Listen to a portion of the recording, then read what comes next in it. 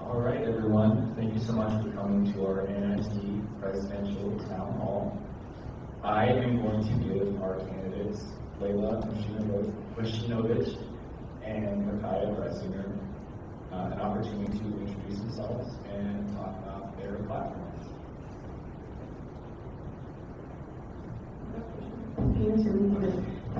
Hi everyone, my name is Layla Mushinovic. I use she, her, hers pronouns. I'm a fourth-year student here at UNI. I'm studying biology and with a dual minor in criminology and people studies. I currently serve as the director of diversity. I sit on multiple different committees. Among them are Diversity, Inclusion, and Social Justice Committee, Council for Inclusive, Transformative Social Justice and Advocacy, the DIS Search Committee, and an ex officio for campus relations. I'm also the president of Muslim Students Association, and I am running to be your next student body president. We're super excited to be here today and engage in answering all the questions you have. So thank you for having us. Well, hello everyone. My name is Micaiah Bressinger. I go by he, him, his pronouns. I'm a second-year student studying choral music education. I currently serve at NISG as a senator for the College of Humanities, Arts, and Science. On top of that, I'm also the Campus Relations Committee chairperson. I also serve on the School of Music Student Advisory Board, representing the ensembles and conducting division of the School of Music. And I am running to be your next Vice President of NISG. I'd like to thank everyone for coming out tonight and taking your time to ask us these questions and have a conversation with us. Awesome. Thank you guys so much for your lovely introductions. We're going to move on to just a brief question period. Some questions that I have prepared for the candidates. So I'm going to start off with just a simple icebreaker. In what ways have you worked together in the past? And how do you know you'll be able to? As the director of diversity, I get the privilege to work on a lot of committees and serve again as the ex officio member of the committee with Micaiah over here. Before running, and before Micaiah even came to mind, we worked together in this committee and continued to work through Senate. And we had a pretty good time getting to know one another. So when he came to the idea of running for president, vice president, it was, yeah, why not? Of course. Definitely wanted to still be in upper cabinet and work with students as well. So, yeah. Yeah, as the chairperson of the committee, I saw Layla and how she could do her hard work and work hard for it too. She has been an amazing director of diversity for the NISG, and I knew right away that she was the type of partner that I'd like to run with to be president vice president. Thank you guys so much for your answer. That's a very good answer. I'm going to move on to the next question. This is going to be COVID. So given that we're in the second year of a pandemic that appears to never end, how would you work with your administration? How would you work with the administration, the university administration, to keep students engaged and safe with COVID restriction nationwide winding down? I think the biggest factor would be communication and working with our state legislators and communicating on those things, because we can't really do anything without them. But also it's important to make sure that our campus is informed and that we know what's happening on campus, what's happening around the world. So staying informed and communicating and keeping those good relationships with our state legislators and things of that sort, those things will be our rock. So I would go from there. You agree? All right. All right. We're gonna move a little bit outside of the pandemic. So outside of the current pandemic, what do you feel is the greatest issue facing students on the UNI campus, and how will you work to resolve this particular issue? I think definitely mental health resources is the biggest issue. Even regardless of the pandemic, it's something very prevalent in society. And thankfully, we're starting to get a hang on that and trying to involve ourselves more into each other's mental health and make sure that everybody's okay.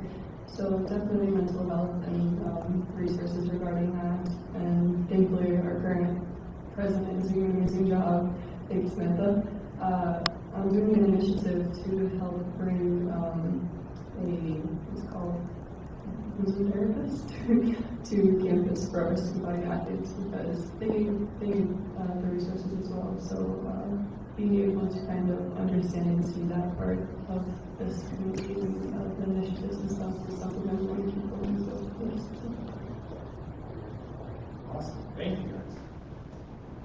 So one great thing about our campus, like any other universities, is that they're full of different ideas and opinions. How do you effectively work with individuals who have different opinions or beliefs than yourselves, particularly as representatives of our student body as a whole? Working as the director of diversity, I not have to, I guess, but it's a pleasure to always listen to somebody with a different opinion. Nobody's going to look at the world in the same way or through the same lens. So being able to see differing opinions and try to find a common ground on each of those different opinions is the best way to work effectively with individuals and create lasting relationships, building those bridges rather than saying something and breaking those bridges. So definitely communication. All right. We're going to move on to the next question here. What does UNI's current state of diversity look like to you? I'm almost done answering questions, I promise. Again, when I work in this position, I see kind of both sides of the spectrum. So I see all the good the university is doing and also things that the university could be working on to make it partially better. So there are amazing programs already on campus with amazing people that are running these things and committees, that sort of like CME and all the events that they're putting on. But to preach only good things would be ignoring some of the things that we do have on campus. There are people that have come to me with very concerning things. For example, some faculty telling them or treating them different just because they look different or they believe in something else. I was one of those people also that have gone through these things. So kind of fixing that would be more focusing on trying to get more events on campus that will help educate one another rather than being ignorant on these things. It's important to know who else is on this campus and to make sure that everybody feels respected and safe and all those things. So definitely work with other groups that are focusing on diversity, inclusion, and social justice. Thank you. In your role, you have to be able to accurately represent students. In what ways have you involved yourself to understand the needs of the student body during your time here at UNI? Sure, I'll go ahead and take this question. As a senator for NISG, I have been involved in many committees. With the Campus Relations Committee specifically, since I'm the chair of that committee, we have focused on a positive highlight of student organizations, individuals, people who are just doing a positive job here at UNI. I've enjoyed this very much. I've been learning about quite a bit of student organizations that I've never heard of before. And so hearing how they have impacted the community has been very heartwarming to me. I've also attended certain meetings of other organizations like the United Committee for the Theater when the theater situation was going down. I enjoyed hearing about what the theater students had to say and really hearing their input on what the university was doing. Thank you. As a transfer student myself, entering UNI in the midst of a pandemic, I found it quite difficult to get involved here on campus. So with that, I want to ask you how we actively welcome first-year transfer and non-traditional students into our campus community. Sure thing. Well, firstly, I just want to say that we should always actively be welcoming our students into the campus community. One initiative that I'd like to put forward is, in the spring, there is no student organization fair to welcome the transfer students that are coming into the spring. I believe that would be one great aspect to really encourage the transfer students to get involved with the campus, like learn about each other, about the student orgs that are going on. And I feel like having that initiative will be able to connect the new students with the current students. Again, they have that in the fall, but I'd like to add that into the spring. Very cool. I really like that idea. So you kind of talked about an initiative like that. So I'm going to move into this next question. Talking about initiatives, I want you to describe to me an original initiative that you plan to implement on campus and what it will do to ensure its feasibility.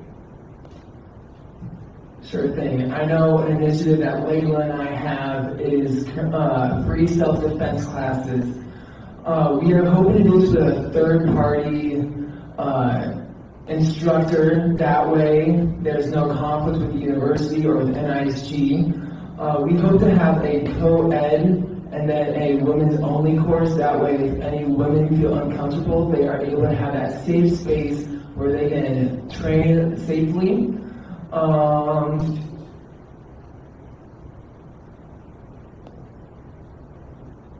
Okay, that's all I had. Sorry, I was rereading my notes. Thank you. So with this initiative, what do you expect the greatest obstacle to be? I would say it's being willing to have that third-party partnership. I feel like there are many resources here at the university that can do that sort of thing, but I feel like it's important that we have that third-party resource just to keep that conflict of interest out of the way. Thank you. So moving on to initiatives. If you were to obtain this position, how do you envision yourself working with various institutions such as the other region universities, student governments, the state legislature, and the board of regents? First off, I just want to say that we obviously do not know everything, so communication is our best friend. We hope to use our Director of Government Relations to make sure we are staying connected with our state legislators, as well as the Board of Regents. They are vital to our university, so we want to make sure that we are building great relationships with them. Specifically with the other student governments, I know Layla and I were just at the Iowa Student Leadership Experience Conference down in Iowa State, and I had a fantastic time connecting with students from other universities. I even had the pleasure of meeting with one of the candidates from the Iowa State University Student Government President and Vice Presidential candidates. So that was a fun time to talk about them, the differences that Iowa State has compared to you and I. Thank you. So this is going to be the last question that I will ask, and then I will ask you some of the questions that were submitted through our NISG website and our social media platforms. What is the lasting impact you hope to have on UNI's campus? To be brief, to leave a ripple effect of good. I want to leave this campus knowing that I did something for the students, and make sure that everybody is feeling welcome and keeping that baton going, and keep that fire burning of everybody being welcome and stuff like that. Creating a sustainable model for enacting meaningful change on campus, because it's important. Okay, so we're going to move on to some of these submitted questions. I really want to ask a question about NISG involvement as a whole. So currently, NISG is facing a lack of student involvement within student government. What steps will your administration take in order to increase student involvement within the Northern Iowa student government? I would say for sure, making sure that we are reaching out to the student body and making sure that they completely understand what the Northern Iowa student government is, whether that's going to classes and speaking about NISG personally with them or inviting them to our Senate events. I know a lot of students, when we talk about Senate, they're like, oh, I've never been invited to Senate. And we're like, well, you don't need to get invited to Senate, you can just show up. Like, we are there to represent you. And I feel like there's this miscommunication between the students and NISG that there's like a boundary between them. But no, anyone's welcome to NISG and anyone can visit us at any time. So I feel like making sure we get clear communication and really present ourselves out to the university would be a great way to solve that. So I want to ask a question about how you plan to work with the university administration, President and Andrew Morris. Under previous administrations, there has been a rise of anti-university administration rhetoric spreading. How will your administration collaborate and work with the UNI administration, especially when or if you face pushback? Communication. You're never going to understand if you don't sit down and actually talk to the person and if you don't know what's actually happening. So the biggest point to have a good relationship with President and Andrew Morris would be to be there, to be present, and to be listening. Also trying to make sure that we listen to all sides of the story, not just one, so that we have a clear image of what we're trying to do and how we're trying to approach situations. So being clear and straightforward on these things and blunt, if you have to be, is the best way to approach these relationships. So keeping a good relationship. Thank you. So as I mentioned earlier, universities are great for their diversity of different ideas and opinions, and it ultimately boils down to free speech. Free speech has become a mainstream issue here on the UNI's campus. How will your administration encourage free speech on campus and within NISG? Free speech is a constitutional right, so nobody has that power to say take it away. So making sure that everybody has that safe space to make sure that they are able to say whatever they want, that is what we are trying to do. This is not a you're right or you're wrong situation, but more you're free to make sure that you have that right to be able to exercise your rights under this Constitution. Anything else? Good answer, thank you.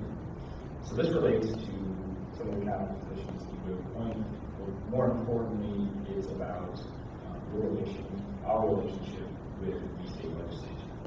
So how do you expect the Director of Governmental Relations to connect and communicate with the Iowa State Legislature, considering the decline of favorability among state legislators towards higher education? I would say definitely keeping the tradition of our Dover Director of Government Relations going down to the Capitol every Wednesday. I believe just having a person down there present will be a fantastic opportunity for you and I don't know how many legislators take that opportunity to speak to us. That's a part where I can see kind of getting a little wonky. Hopefully the legislators are willing to speak with us, and I hope us having a person there present every Wednesday really gives them the opportunity to come speak to you and I. Thank you.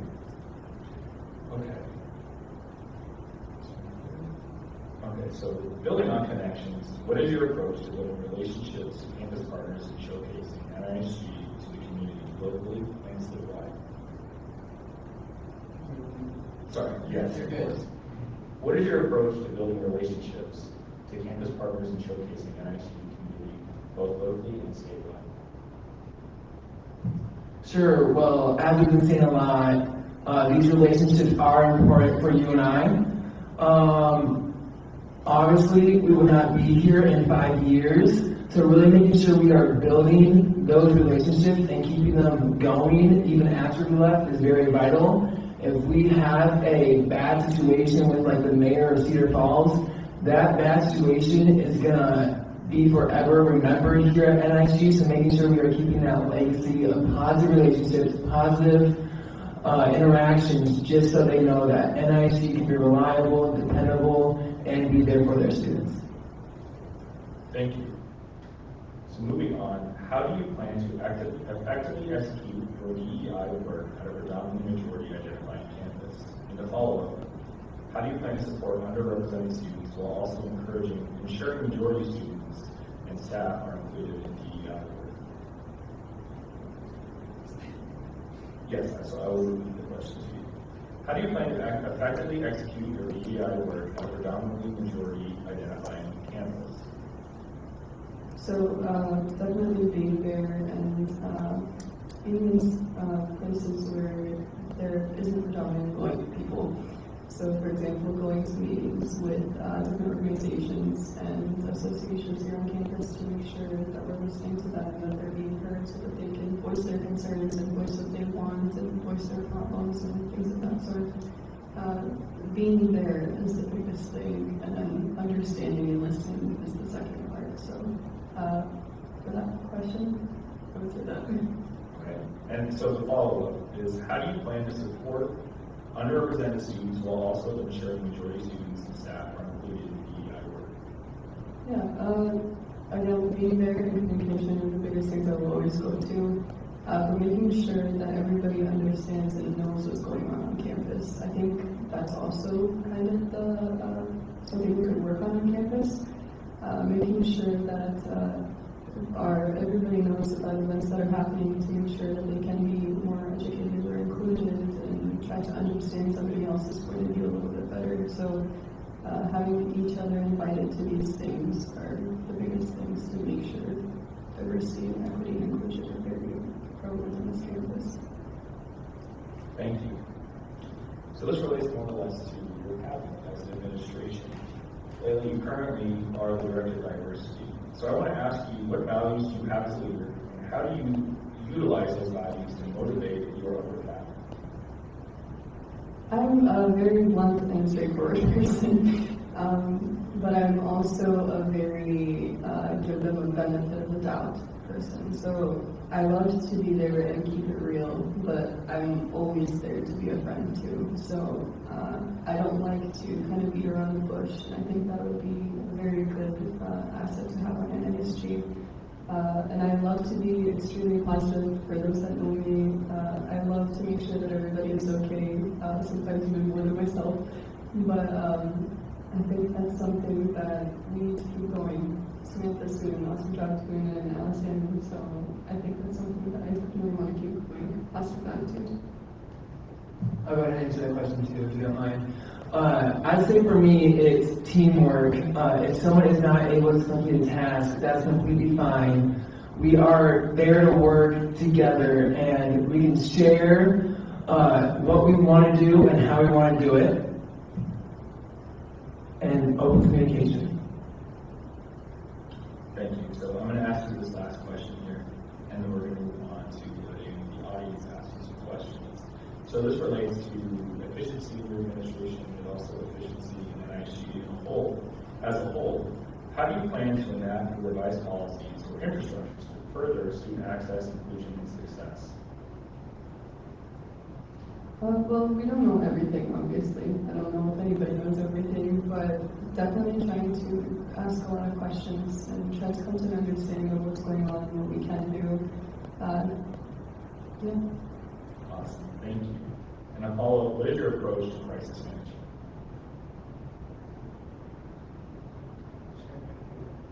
I say crisis management is really listening to what the story is, and from whoever is involved. If it's an administration issue, talk with the administration, work it out with the administration. If it involves other students, really get them involved, bring them to the table, and hopefully we can all sit down and discuss it peacefully and not with anyone being hurt. Awesome. Thank you for your answer. All right, so now we're going to move on to questions from the audience. If any of you would like to ask any questions for the candidates, please feel free to do so. Sam? So earlier when we were talking about the greatest issue at UNI being mental health sources, there was mention of an initiative about therapists or counselors for student athletes that rest. So that initiative is currently being worked on. What are some other initiatives that you have about mental health resources? So first and foremost, we definitely have that initiative going on, and it's a great initiative that we want to keep going. That is something I want to talk to students about, because I'm not going to know how it helps everybody. So trying to talk to them and trying to understand what would best work for each individual would be better than trying to find a cutout box answer. So with everybody else, it's going to be different things. Some it's going to be self-defense classes, some is just going to be a person to talk to, and then some might be therapy. So having those options available for them and trying trying to accommodate it to in a good way, in the best way possible for them is what I hope to do. I'm not going to have all of the resources in the world, but I can try my best to point them towards somebody that does or might have better resources than I do in that aspect. So. Thank you. Alexander, you have a question? Which one of your platform points or aspects are you the most difficult for you to accomplish?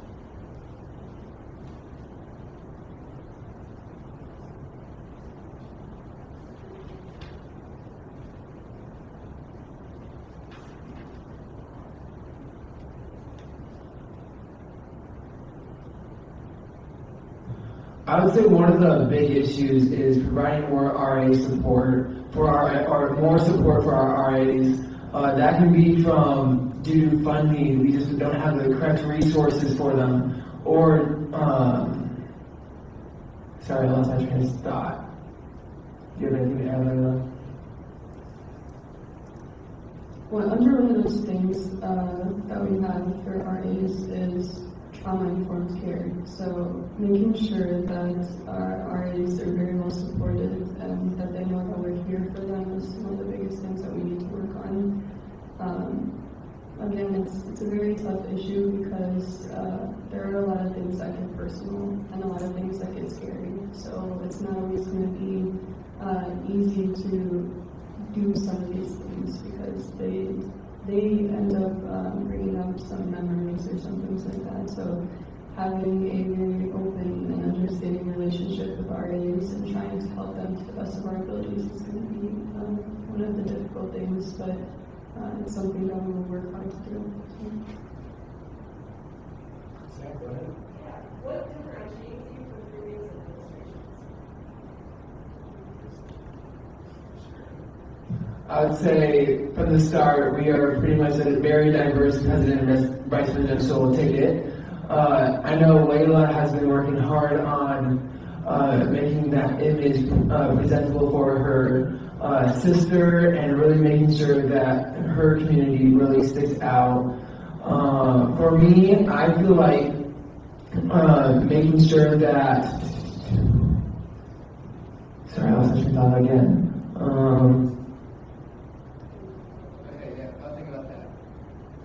I think something that makes me stand out is, obviously I'm wearing a hijab, so it's very different, at least from what I know, that's been here on campus and these positions of power, you could say. So having somebody from my community be able to represent while also doing, hopefully, a decent and good job to help our students is kind of the biggest thing for me.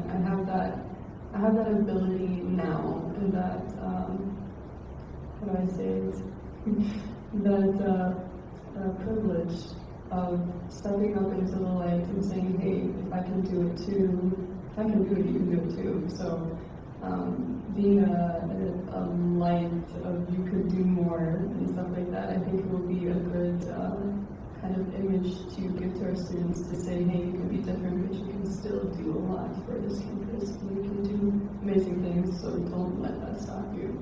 So that's what I would say. You have another question? Earlier there was mention about Ballroom relating to upper cabinet. And let's say that a member of your upper cabinet was not performing their duties by the Constitution, and it was starting to hinder their work and your work as an administration. What steps would you take to make sure you correct the things that they're doing wrong and make sure that they stay on track for the rest of the term? I like the wording that you said, correct, because there are things that happen in people's lives that we don't know. So something, God forbid, could be going so negatively at home for me, and that could be hindering my performance at work. And the first thing would be, of course, talking to that person. I don't want to make a decision on something I have no idea about. I might see the product of their work, but I might not see the reason why. Obviously, if they apply for a position of upper cabinet, I know that that person has a drive to help this campus. So I know that they already are there mentally, that they're trying to do their best. So them having a little hindrance in their work definitely deserves some communication hey, what's going on, you know, rather than you're doing so bad, you need to get out. So definitely talking to them and seeing what we could do and what we could help better, if we could delegate tasks, if we could make their road a little bit easier, or something of that sort. Sometimes you just need a friend to talk to, so definitely start from there.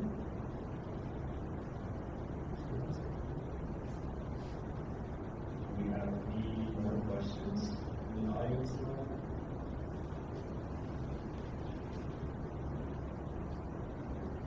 I don't know, we have an X Factor question. Are you able to live 40 pounds or more? I sure hope so.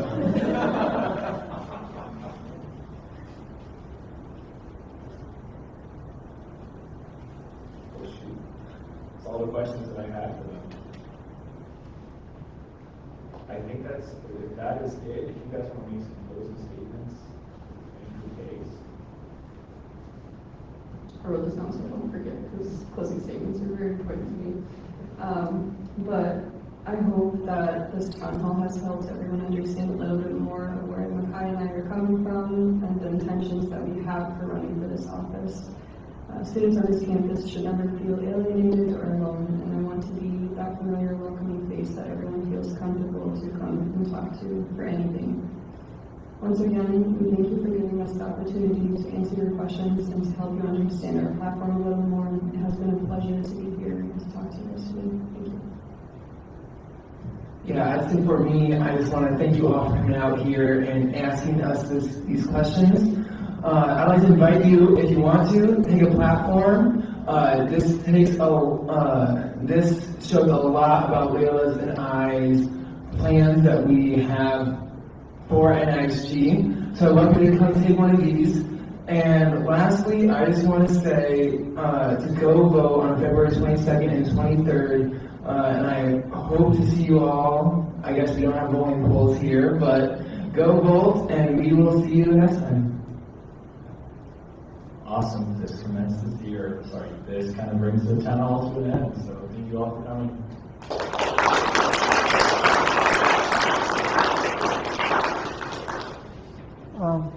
As a side note, Senate does start at 8 o'clock tonight.